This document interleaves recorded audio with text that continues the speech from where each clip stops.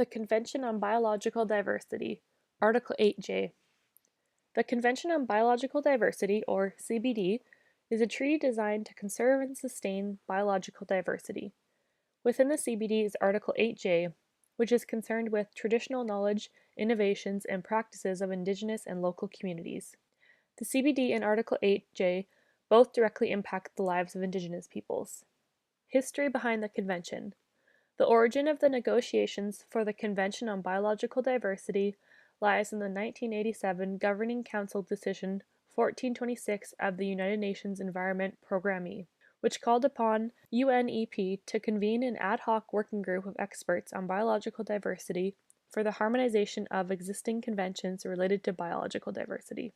The parties decided an international treaty was needed to maintain diversity. In 1989, another ad hoc working group of experts on biological diversity was created, which soon became the Intergovernmental Negotiating Committee.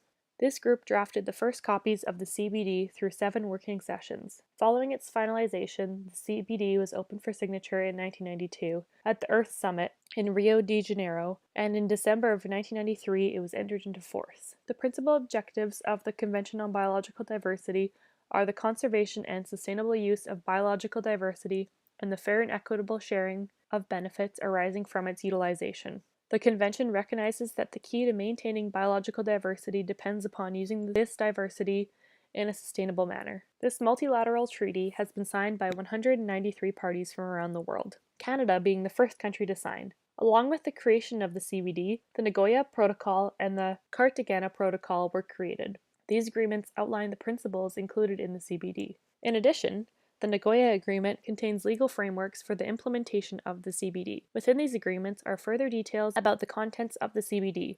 Within the CBD are pages and pages of information regarding the details of the treaty. Article 8J.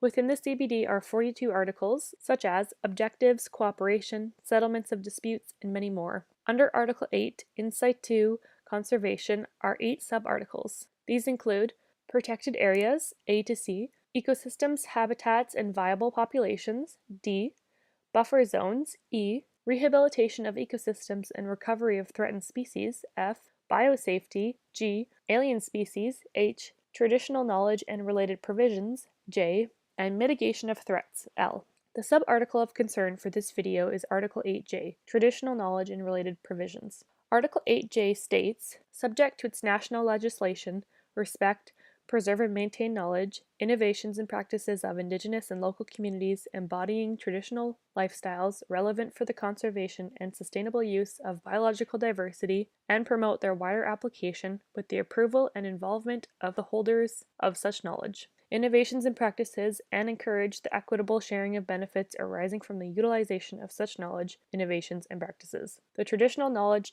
Article 8J is referring to is from Indigenous and local communities from all parts of the world. This knowledge includes stories, songs, agricultural practices, proverbs, development of species, development of animal breeds, folklore, cultural practices and beliefs, rituals, spiritual practices, languages, laws, and many other categories. The traditional knowledge is used practically for many Indigenous peoples on a day-to-day basis, specifically in terms of harvesting food, fishing, and hunting, also in areas such as health, environmental management, and forestry.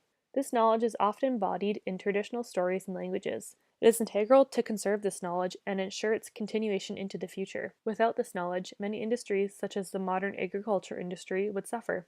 This knowledge also significantly helps sustainable development and conservation of biological diversity. The Indigenous peoples that pass on and apply this knowledge provide models for the rest of the world to follow. To ensure this traditional knowledge is maintained and protected, the Conference of Parties, or COP, from the CBD created a working group to assist in and address the implementation of Article 8J. Implementation. The COP considered Article 8 at its second and third meetings and has now adopted 2 decisions on the article, in each case addressing it together with Article 6. These decisions include dealing with exchanging information and capacity building. These decisions also include stressing the importance of dissemination of information, encouraging the thematic approach, emphasizing methods used to evaluate threats, and mitigation of perverse motivations. The COP stresses how integral adopting Article 8 is, and the necessity that all parties cooperate and share relevant information pertaining to it. Furthermore, the COP has urged parties to include matters for insight to conservation of biological diversity in their national plans, strategies, and legislation. Through numerous meetings, the COP has analyzed Article 8 and attempted to find ways to ensure implementation of it. At its third meeting, the COP addressed the implementation of Article 8J. During this meeting, the process for further consideration of implementation began. This created workshops to advise the COP and suggested the need for a working group dedicated to this issue. The workshop on traditional knowledge and biological diversity was held in Madrid, Spain in November 1997 and prepared a report for COP4. This led to the establishment of an ad hoc, open-ended intersessional working group dedicated to the implementation of Article 8J. This group held its first meeting in 2000 in Spain, providing a report to COP5. Due to this group's recommendation, the COP implemented a Program E of work on Article 8J.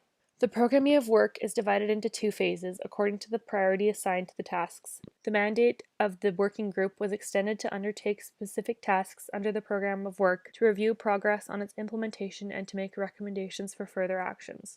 7 elements comprise the work Program E. These include participatory mechanisms for Indigenous and local communities, status and trends in relation to Article 8J and related provisions, traditional cultural practices for conservation and sustainable use, equitable sharing of benefits, exchange and dissemination of information, monitoring elements, and legal elements. During COP5, the key objective of including Indigenous and local communities in all stages of implementation was adopted.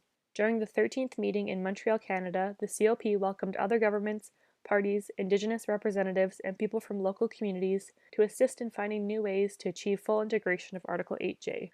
Outcomes. Following the implementation of Article 8J, numerous positive outcomes have resulted.